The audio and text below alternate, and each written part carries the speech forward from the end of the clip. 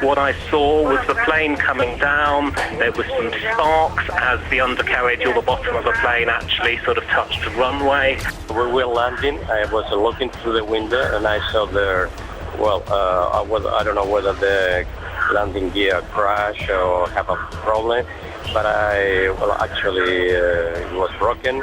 I saw the engine on the tarmac and everything was so quick. January 2008. A British Airways Boeing 777, a marvel of modern aviation, is en route from Beijing to London. Known as the gold standard of commercial airliners, the 777 has an impeccable safety record, logging millions of flights without a single major accident. Passengers settle in for the 10.5-hour journey, unaware that they are about to become part of aviation history. As the aircraft approaches London's Heathrow Airport, everything seems routine. The pilots prepare for a smooth landing on runway 27 left. But just 1,200 feet above the ground, disaster strikes. The engines, powerful and reliable, fail to respond. Thrust levels plummet, and the plane begins losing altitude rapidly. The pilots, faced with the unthinkable, have mere seconds to react. This is the story of British Airways Flight 38. A spokesman for Heathrow Airport described what happened at just after 20 to 1 today as an emergency landing by a Boeing 777, British Airways Flight BA38 from Beijing. A flight that came terrifyingly close to catastrophe and revealed a hidden vulnerability in one of the world's most advanced aircraft. British Airways Flight 38, a Boeing 777, took off from Beijing on January 17, 2008. This long-haul flight, bound for London's Heathrow Airport, was piloted by Captain Peter Burkhill and First Officer John Coward, both seasoned aviators with thousands of flight hours between them. The flight was one they had completed many times before, and the crew anticipated an uneventful journey. On board were 152 passengers, ranging from business travelers to vacationers eager to return home. Among them was Nick Harris, looking forward to an early arrival and reuniting with his family. For everyone on board, it was just another routine flight. The Boeing 777, equipped with 2 Rolls-Royce Trent 800 engines, was considered one of the safest planes in the world. Its modern design and advanced systems made it the flagship of British Airways' fleet.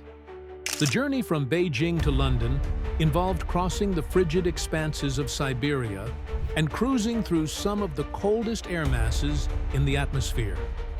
While temperatures outside the aircraft plummeted to as low as -74 degrees Celsius, the pilots monitored the fuel temperature gauge carefully, as standard procedure dictated.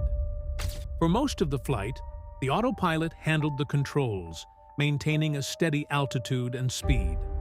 The engines hummed smoothly, and the crew carried out routine checks, confident that the advanced systems of the 777 would ensure a safe and efficient flight.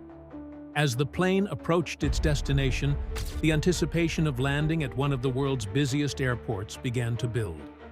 Passengers prepared for arrival, glancing out of the windows as the city of London came into view. Unbeknownst to them, the next few moments would forever change their lives. Without warning, the engines failed to respond to the crew's commands for increased thrust. The once reliable jet was suddenly crippled, and a race against time began. As Flight 38 neared Heathrow, it entered the final stages of its approach. As British Airways flight and cabin crew, we are trained on a regular basis to deal with emergency situations. We have procedures to follow and everyone knows their role. Flying is about teamwork. The crew aligned the aircraft with runway 27 left, anticipating a smooth landing. Turbulence buffeted the plane, but this was not unusual. The autopilot adjusted for the gusts, maintaining stability as the jet descended. At 1,200 feet above the ground, First Officer John Coward took manual control of the aircraft. following standard protocol for landings. Everything seemed routine. Captain Peter Burkhill glanced out the window, noting the airport facilities below, while Coward focused on the descent. With only 2 minutes to go, air traffic control cleared the plane for landing. At 720 feet, disaster struck. Coward attempted to increase engine power to compensate for the descent and turbulence, but the engines failed to respond. The throttles moved, but there was no surge of power. Confused, he repeated the action, yet the engines remained at idle. "Pete, I can't get power on the engines," Coward exclaimed. The plane's speed plummeted, and the alarms began to sound. Burkhill quickly assessed the instruments and confirmed the grim reality. Both engines were unresponsive. They were experiencing a catastrophic double-engine rollback, a scenario so rare that it was barely covered in training. Without power, the plane began to fall rapidly, unable to maintain its glide path. Below them lay the densely populated London suburb of Hounslow, with its tightly packed houses and a busy motorway. The prospect of crashing into buildings or traffic loomed large. Captain Burkhill, faced with the gravity of the situation, knew they had mere seconds to act. Coward focused intently on keeping the plane level, despite its diminishing speed. Burkhill, thinking quickly, decided against retracting the landing gear. Less than a minute from landing, both engines suddenly rolled back and refused to accelerate. With only seconds to act, the pilots worked together to extend their glide just far enough to avoid a series of potentially deadly obstacles. Although the gear created drag, it would absorb some of the impact in a crash, potentially saving lives. Meanwhile, inside the cabin, passengers remained unaware of the unfolding crisis. They anticipated the usual jolt of landing, unaware that Flight 38 was seconds away from disaster. With Flight 38 rapidly losing altitude, Captain Burkhill knew he had one final decision to make. The plane was just seconds from impact, and their current descent path put them dangerously close to a busy road and nearby buildings. Burkhill realized that reducing drag could buy them crucial distance. "I needed to raise the flaps," he later explained. Retracting the flaps would reduce drag, but also sacrifice lift, causing the plane to descend even faster. It was a risky gamble, but one that could help clear the buildings ahead. Without hesitation, he pulled the lever, raising the flaps from 30 to 25 degrees. The effect was immediate. The aircraft's speed increased slightly, and it managed to clear the rooftops of Hounslow. However, the maneuver left them with no room to spare. The engines, still unresponsive, left the Boeing 777, a glider, hurtling toward the ground at an unforgiving rate. Burkhill and Coward worked together seamlessly, steering the plane toward a narrow strip of grass just short of runway 27 left. The alternative, crashing into the antennas or tarmac, would almost certainly result in fatalities. At just 200 feet, Burkhill made his final call. Brace for impact. The landing gear hit the soft ground first, tearing through the soil as the aircraft skidded forward. The impact jolted passengers and crew violently, sending luggage and debris flying through the cabin. Miraculously, the plane stopped just before reaching the busy A30 motorway. Despite the harrowing crash, there was no fire, an extraordinary outcome given the damage sustained by the engines and fuel tanks. The quick thinking and coordination of the flight crew had averted what could have been a catastrophic disaster. As the aircraft came to a halt, Burkhill wasted no time. His instincts as a captain kicked in, and he began organizing the evacuation, ensuring the safety of every person on board. Flight 38 had crashed, but against all odds. We've had an aircraft crash on the threshold of 27 left. We need to switch everything to 27 right, okay, and then stop things coming in for the time being. Okay. Most of its passengers and crew would walk away alive. The moment the Boeing 777 came to a halt, Captain Burkhill ordered an immediate evacuation.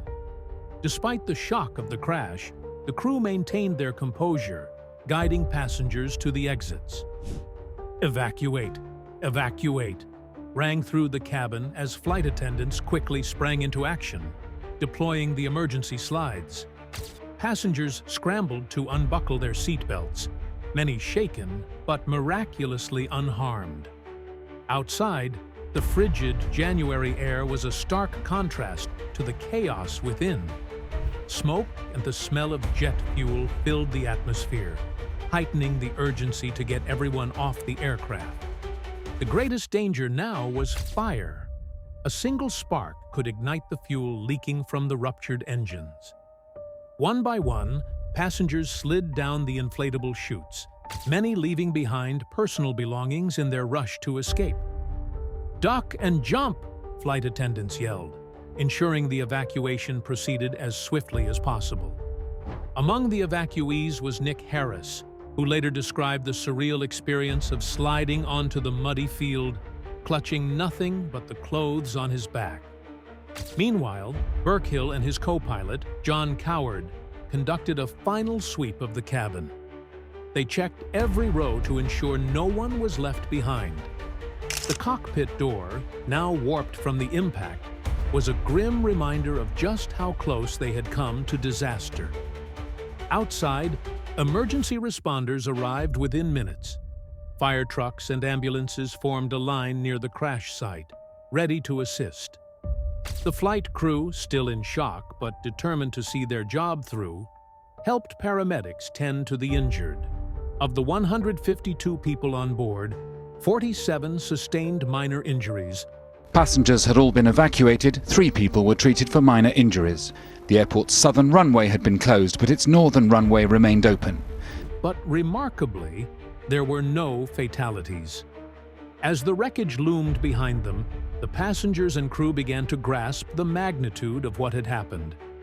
The engines, once the heart of the technologically advanced 777, now lay in pieces, half buried in the soft ground. Debris scattered the field, a grim reminder of the aircraft's final moments. Despite the damage, the controlled landing had saved lives. Burkhill's calm and calculated actions, coupled with Coward's steady piloting, had turned a catastrophic failure into a survivable crash. The immediate aftermath was chaotic, but the quick response of the crew and emergency services prevented further tragedy. The focus now shifted to understanding what had gone so catastrophically wrong. Why had both engines failed at the most critical moment? For investigators, the search for answers was just beginning. In the hours following the crash, the scene at Heathrow was a flurry of activity. Investigators from the Air Accidents Investigation Branch, AAIB, arrived promptly, armed with tools to uncover the cause of British Airways Flight 38's harrowing descent. The Boeing 777, once a symbol of technological precision, now lay broken and scarred, just short of the runway.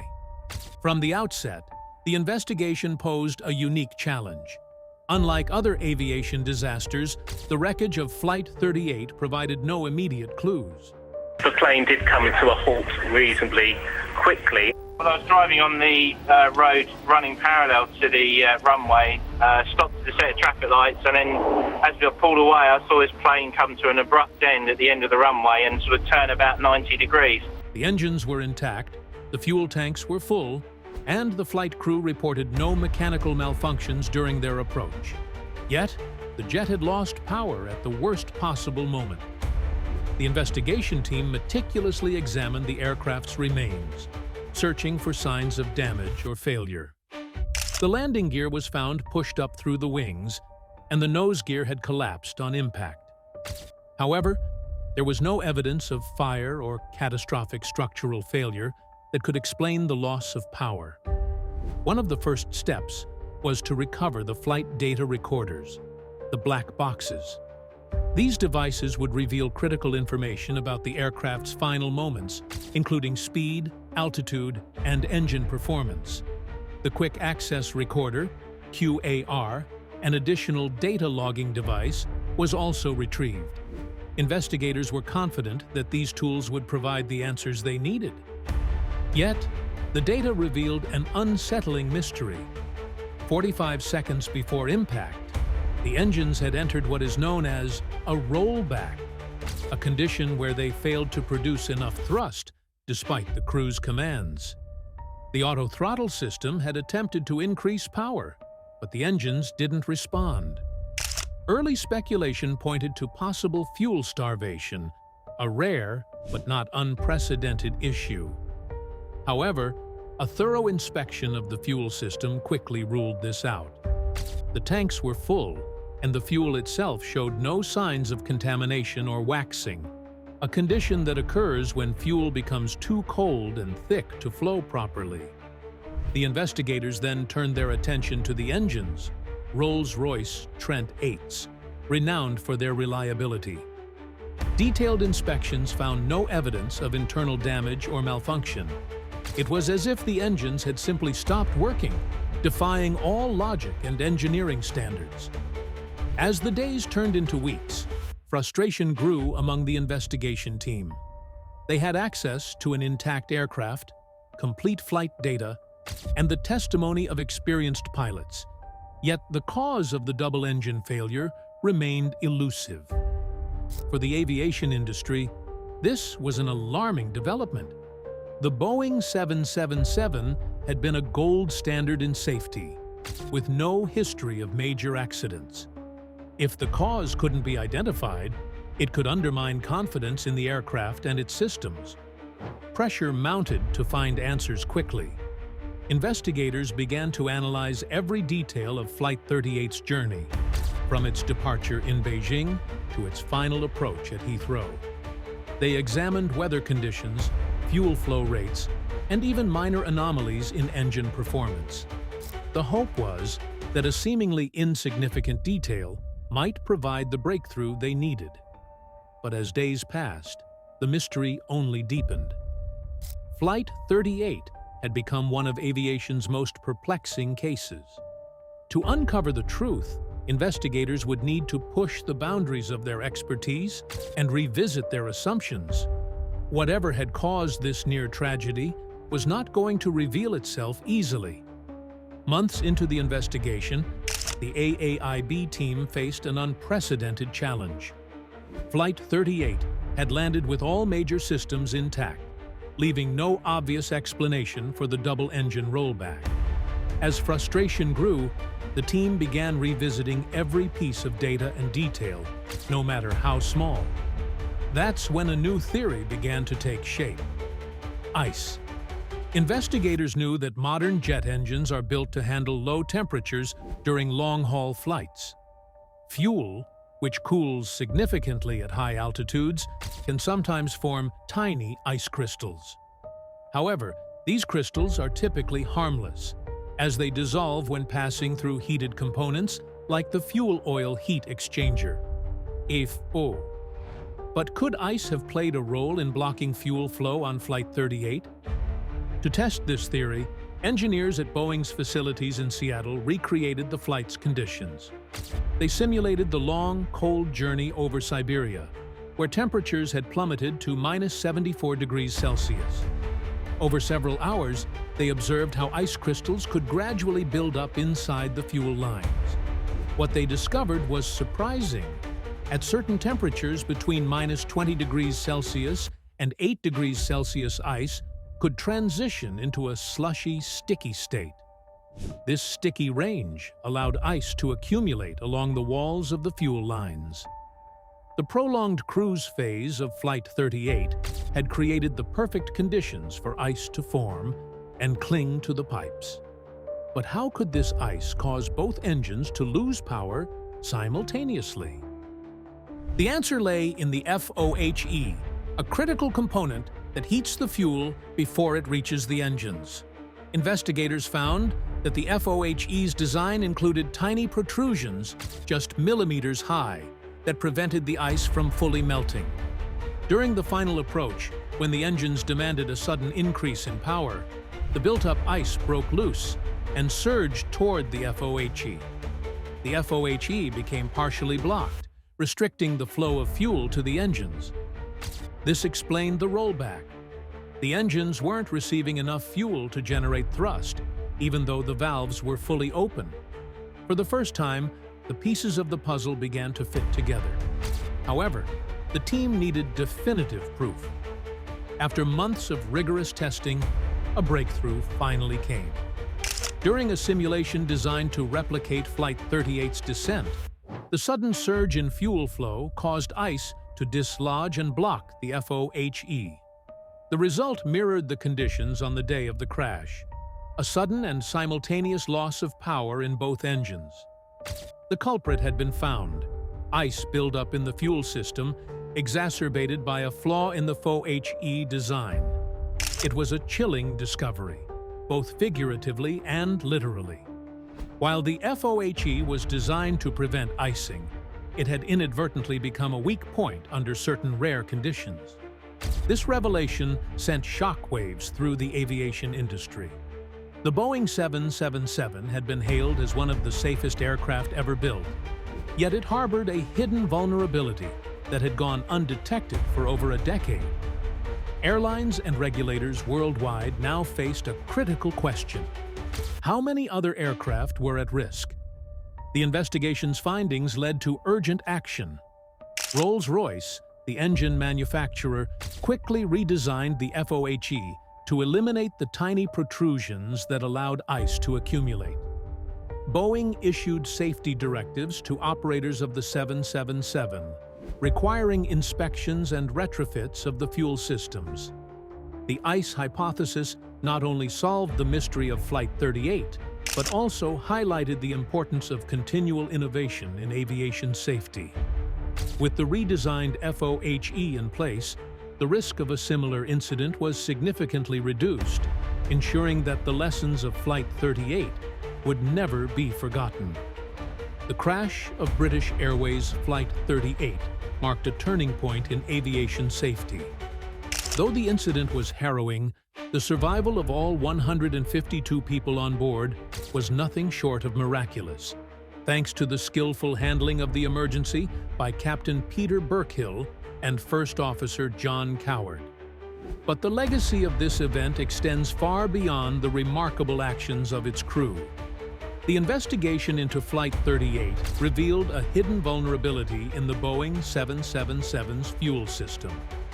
The redesign of the fuel oil heat exchanger, FOHE, was a critical outcome, ensuring that ice buildup could no longer obstruct the flow of fuel to the engines. This modification became mandatory for all Rolls-Royce-powered Boeing 777s, providing a safeguard against similar incidents. The Flight 38 incident highlighted the importance of pilot training for rare, high-stress situations. Although the crew's quick thinking likely prevented a far worse outcome, aviation authorities implemented new training protocols focused on engine rollback scenarios and fuel system malfunctions. Pilots now undergo more rigorous simulations to prepare for sudden power loss during critical flight phases, like takeoff and landing. The findings from the investigation led to broader changes in international aviation safety standards. Regulators, including the FAA and EASA, required all airlines to improve monitoring of fuel systems on long-haul flights. These changes reduced the likelihood of undetected ice buildup, ensuring safer skies for millions of passengers. Captain Burkhill and First Officer Coward received widespread recognition for their professionalism and composure during the crisis. Both were awarded the British Airways Safety Medal, the company's highest honor, for their exemplary handling of the emergency. Their ability to remain calm under pressure and make critical decisions within seconds saved lives and underscored the vital role of pilot training and experience. The discovery of ice formation in the sticky range not only affected the 777, but prompted the aviation industry to reevaluate fuel systems across multiple aircraft types. Manufacturers began redesigning components to account for extreme conditions, further advancing the science of aviation safety. The Flight 38 incident served as a stark reminder that even the most advanced aircraft are not immune to unexpected challenges. It demonstrated the importance of relentless vigilance in identifying and addressing potential risks, no matter how rare or improbable they may seem. Today, the lessons from Flight 38 continue to inspire advancements in aviation technology and safety. From real-time data monitoring to more resilient engine systems, the industry has made significant strides in ensuring that such incidents remain exceedingly rare. The story of British Airways Flight 38 is one of both caution and hope. It serves as a powerful reminder that even in moments of great peril, human resilience and determination can prevail. While the crash left an indelible mark on aviation history, its legacy has made the skies safer for generations to come. The triumph of survival and the progress born from this tragedy stand as a testament to the unwavering commitment to safety that defines modern aviation.